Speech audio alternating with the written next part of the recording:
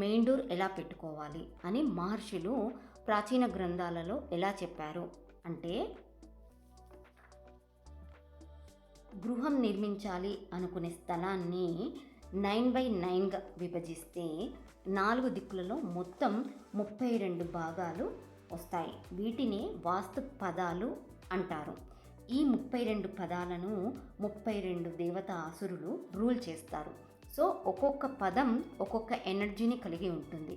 ఈ 32 దేవతా పదాలలో కొన్ని మాత్రమే మంచి ఫలితాలు అనేవి ఇస్తాయి.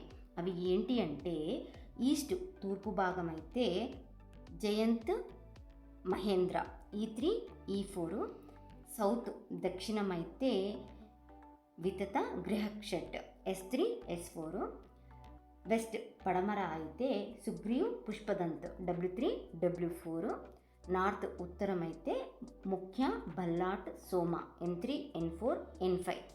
ఈ పదాలలో ప్రధాన ద్వారం మెయిన్ డోర్ వస్తే గృహస్థులకు అన్ని విధాల అభివృద్ధి ఉంటుందని మహర్షులు చెప్పారు. ముఖ్యంగా దేవతలకు వాస్తు గురువైనటువంటి విశ్వకర్మ తన గ్రంథాలలో శ్లోకాల ఆధారంగా చెప్పారు.